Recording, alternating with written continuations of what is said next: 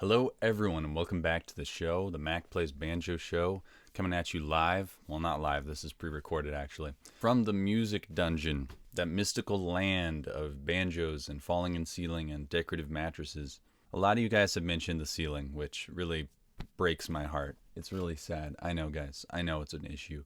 If you want to help me upgrade the ceiling, then like and subscribe so I can afford to get a new ceiling. Just kidding, guys. I'm in a good mood today. I have my cappuccino here that I'm drinking. It's about 9 o'clock here. I woke up a few hours ago, got some reading in, ate a delicious breakfast. Now I'm sipping on this great cappuccino. So I'm in a good mood today, guys. And what I thought would be fun to do for today's installment would just be to go look at some viewer requests. So I opened up my viewer request tab, which I've been taking notes of all the people that you guys have said I should look at. And top of that list was Mr. John Dowling. So I thought, hey, why not just start at the top of the list? I don't know who John Dowling is. I've never seen him play banjo before. But today we're going to check him out. And the goal of today's video is to find something that we can learn from this man's playing. Because I guarantee there's going to be something. This looks like he's a pretty serious musician. He's performing here. Banjo concerto. Vivaldi. He's jamming here with a baby in the background. That's cool. An original tune. Okay, so he's a composer too. Or maybe this Anna Dowling, maybe that's his wife. Maybe she's the composer. I don't know. But today we're just going to be on the lookout for something that we can learn from. And something we can take away from this man's playing.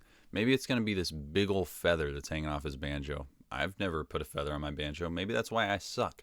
I don't know. Maybe that's a secret, guys. But anyways, let's jump right into it. I think I'll just go down these YouTube videos and we will do a little bit of our analysis and we'll see what's up. So first up, Rocker Shuffle / Lady Madonna. I'm gonna play a song which is from my CD, my new one, which I haven't brought with me actually. Rookie move. Always bring your CD. You gotta sell. Sell. No, really. But if anyone did want one, just let me know and I'll send you one. The thing about the CD is that everything. See, this strategy isn't good for impulse purchases. People are only going to ask you to send them a CD if they really, really want it, which is maybe what he's going for. He's trying to create a brand, like a solid fan base, so he only wants people who really want it buying his CDs. I can understand that for sure. I'm guessing that's not what he's going for, but if he is, huge respect. Thing on it I wrote was, some of it was quite tricky to play, and so I practiced it for the album. We'll see about that. And then forgot about it. But I've kind of remembered this one today, and I thought I'll give it a go. That is relatable, actually. I'm sorry for interrupting so much. It's probably the caffeine. But that is relatable. Like, I've heard professional musicians call that leaving it on the album, where they work something up for the album and then it's just like gone. 4 out of the 5 songs on my album, I'd have to go relearn now because I cannot remember how to play them at all. I'd have to like go listen to the recording and be like, oh, how did I do that? What? Especially with some of the weird arpeggio stuff I did on some of those.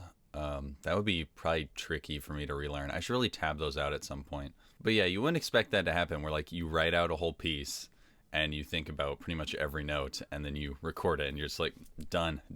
So much practice went into those. I just don't want to play them anymore. And now they're just gone. And I remember how to play one of them, but yeah, 4 out of the 5, they're just gone.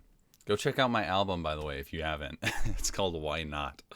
But if it goes terribly wrong, I'm sorry.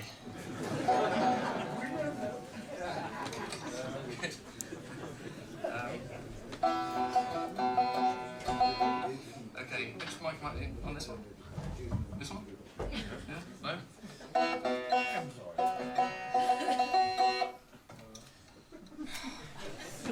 That's a really big armrest he's got on there.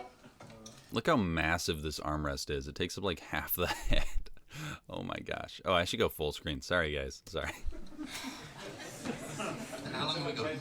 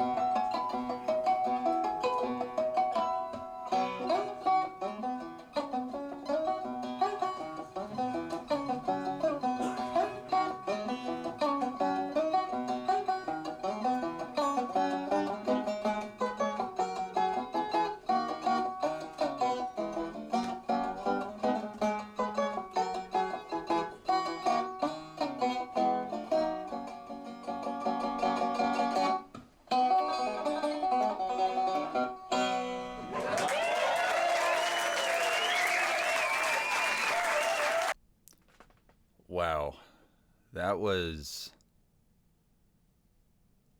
wow. It always shocks me because I feel like I know all the best players, at least know of them, right? And then you just find a video from some random dude you've never heard of before who just does something like that. And it just always shocks me how amazing of players there are that just work normal jobs and no one no one has heard of. That was genuinely one of the most musical and beautiful arrangements of anything I've ever heard on Banjo. And super unique. I've never really heard... well, I've heard some things that were sort of similar on the banjo, but some of the stuff he did was so... I've never seen that done on a banjo before. And you can say, like, obviously he didn't play it perfectly clean or anything. I guarantee you he did on the record. It's probably clean as a whistle on his record, and he just probably, like, worked that up, like, the night before this concert or something. So, yeah, it wasn't perfectly clean or anything, but oh my gosh, the musicality in that and the creativity... the part with Lady Madonna where he was playing two parts at once was really impressive. Oh my gosh, the finger independence was insane. I'm guessing that the Lady Madonna part was heavily inspired by Tommy Emmanuel's arrangement of Lady Madonna because it sounded very similar to that. And he somehow got most of Tommy's arrangement on the banjo with just the 5 strings, which is brutally hard to do if you've ever tried to do any sort of fingerstyle guitar stuff where they have the walking bass line and then the melody on top of it. That's very hard to do on a banjo with the narrower tuning and fewer strings. But he pulled that off, and on I think this is a Fender banjo no less, which does not make it easier, and that was just gorgeous, amazing. Oh my gosh. Like this. World-class banjo player. Yep, I would agree. Wow. From his great album, The Underground Sessions. He recorded the entire album in an old tin mine in the UK, so you get great ambient sounds of water dripping. What? Where is this album? Okay, whoa. This isn't the website I meant to go to. What? Okay, so it's not this link. Okay, this is not what I was expecting, to be sure. Where can I find this album? Okay, it's not on Spotify. I can't find it on YouTube. I don't... oh my, what? Accept cryptocurrency for any... I don't think this is the right website at all. Transform your space into a profitable art gallery. Profitable art gallery? My. This is what... dude, this is so totally AI. What kind of scam are you doing here? Okay, where... I cannot find this album anywhere. The Underground Sessions. Yeah, this is it right here. But if I click on this, it takes me to that weird... this thing. If anyone can tell me where to find this album, I will buy it. Here's an interview of him by Leon Hunt, which I'll definitely be reading here after the video. But yeah, if anyone can tell me where to find that album, please comment. I really, really want to listen to that. Wow. Yeah, that arrangement really blew me away. Holy smokes. Let's check out Vivaldi Banjo Concertos Faber Rehearsal. That sounds pretty classical. Let's look at his YouTube channel because maybe it will have a link to the album or something. Arg. Arg! Okay. I don't know what I was expecting with that, but okay. No link to an album, no email. Well, we will find it at some point. Until then, let's just check out this Vivaldi Banjo Concerto.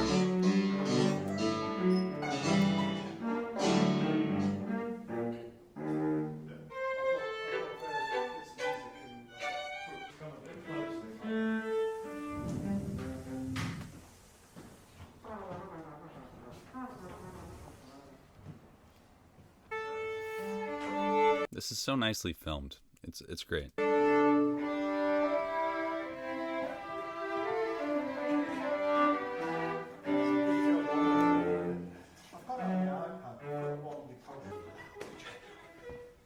Curious what kind of banjo this is he's playing. Allegro first, is that everyone happy with that? Is that the 549 delay? Yes. Brilliant. Okay. Can't tell what kind of banjo he's playing yet, but it looks like he needs a new head. Am I right? Whoa. Okay, let's see. Let's see if we can tell what kind of banjo he's playing. Between the violins. So the speed of it is going to...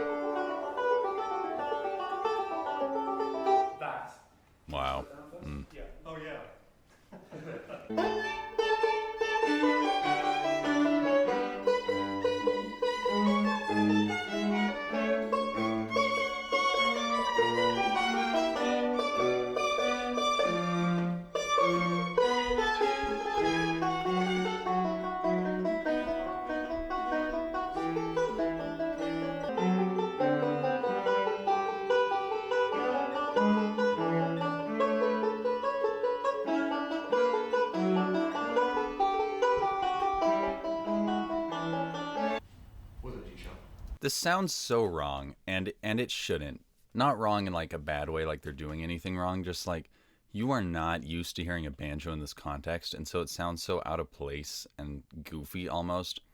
And I don't think it should. The banjo shouldn't be like this stupid joke instrument because it is a real instrument that real musicians play and get really, really good at. And I'm hoping that in my lifetime, it will stop being just kind of like a punching bag joke of an instrument and actually start to become accepted as a real, legitimate instrument that you can play. And I think the way to that is doing stuff like this, where most people, if they watched this, would get a good laugh about a banjo player playing in this four-string quartet thing, right?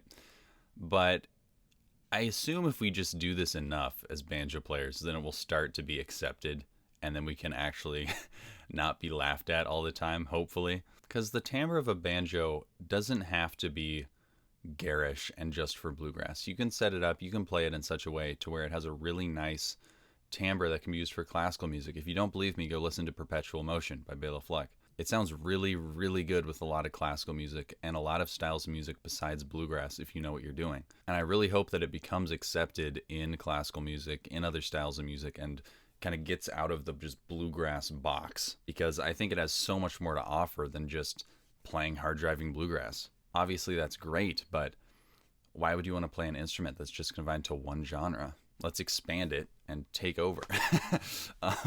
But no, I hope that more of this sort of thing happens in the next generation of banjo players, and that it actually starts becoming accepted as like a real instrument with real contributions to make in the world of serious music other than bluegrass.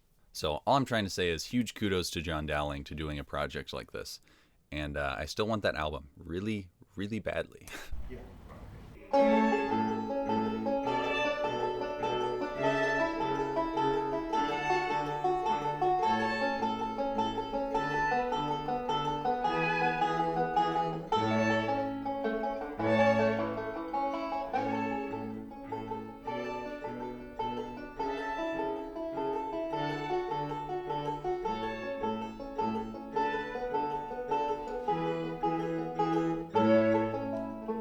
My only critique of this is that for this style of music, he might want to have a little bit less punchy sound.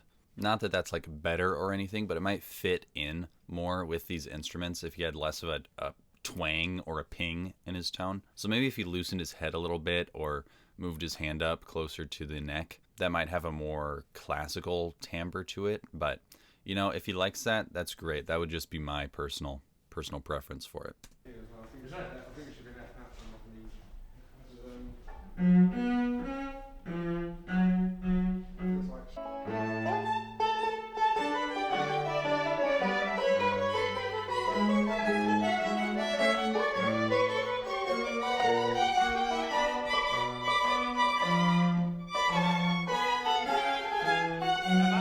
trill. Can we? I don't know how to phrase it. How to explain how to phrase it. Can we go?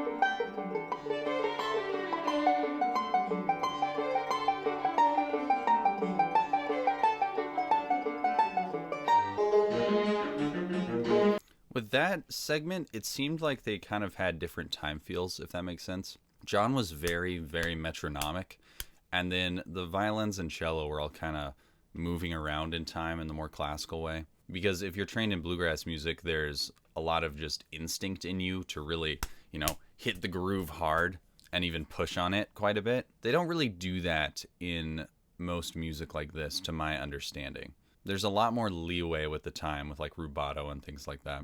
And they take a little extra space between phrases for expressive effect and all that sort of thing. That's just something I noticed, not a criticism at all, just an interesting thing to think about with musicians that are trained in different styles, where their time feels could be really drastically different, and you kind of have to adapt to each other when you're doing cross-genre collaborations like this.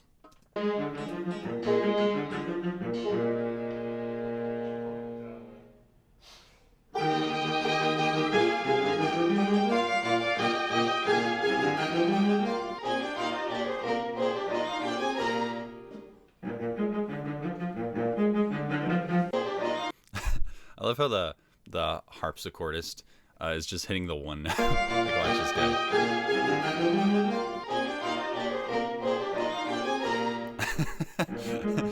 He doesn't even care about technique. He's just like dun dun dun dun dun dun dun. That's great.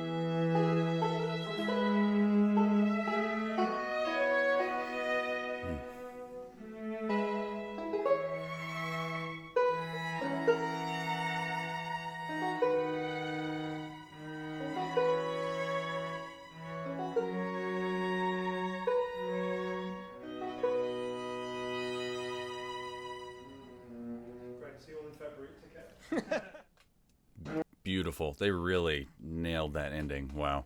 I'm gonna like and subscribe, which is what you should do to this video. Ho!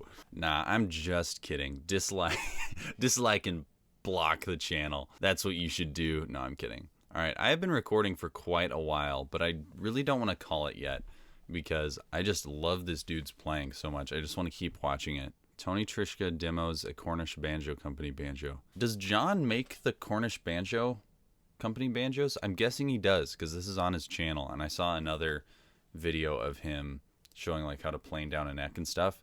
So I bet that banjo is using, he made himself, I would guess. Which, by the way, in the last video I noticed it has a really beautiful inlay. So kudos to you on that also. Interesting. All right, well, I just want to check out, I'm going to check out these two videos and then we'll call it. Wait, is this the same dude? This doesn't look like him. Yeah, I guess it is him. Okay.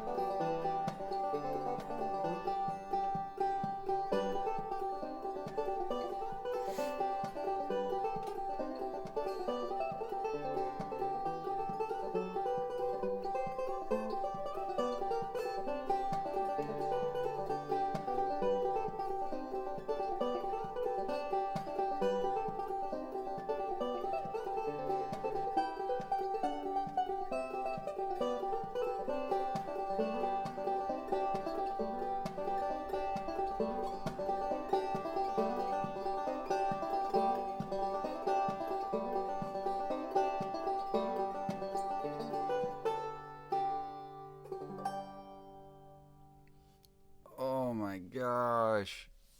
Oh, that was so beautiful. What? This is my new favorite banjo player. How have I never heard of this guy before? I know what I am doing with my afternoon. I am learning that. I am definitely going to learn that song and the Lady Madonna arrangement he did earlier. Oh my gosh, what?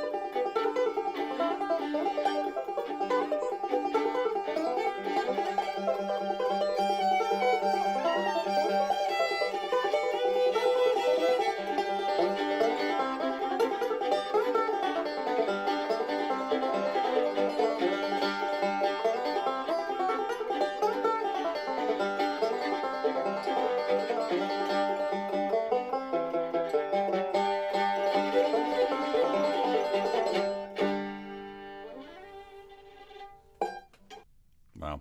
The baby was very cute. That was really, really good again. This guy is such a high level player, such a high level composer, too. And Anna Dowling, I'm guessing this is either his wife or his sister. She was really good, too.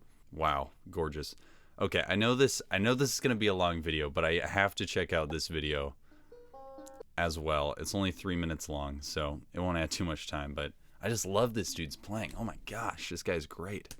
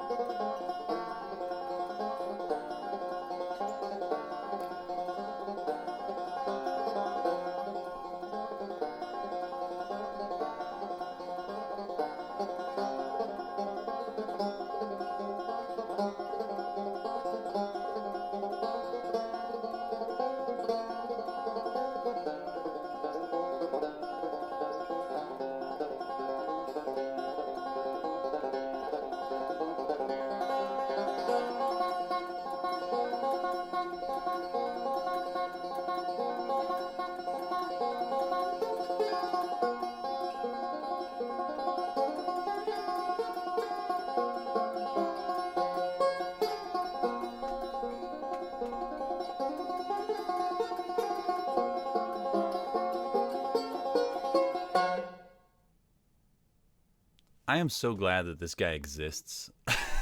If that makes sense. Oh my gosh. Is this open G tuning? No, it is not. This is low tuned. But wow, oh my gosh. I love this guy's music. I am going to go start learning several of his songs off of these YouTube videos. And if anyone watching this video can tell me how I can get a copy of his album or put me in contact with him, please let me know, because I really want to listen to that album and anything else that this guy has put out. So wow, wow, wow. I don't know who recommended that I check out this guy, but because I didn't take a screenshot of the comment. I should have, but it's just buried now. I can't find it. But you know who you are if you recommended John Dowling, so thank you for letting me know about him. He is my new favorite player, and I think I'll call it there. But wow, that was every once in a while you'll find a musician that you are just shocked that you have never heard of before, because they're so good in so many different areas, and this guy is an incredible example of that. I hope you enjoyed listening to his playing. I know I certainly did. And yeah, if you enjoyed this video, go check out some of my other ones, and I will see you in the next one.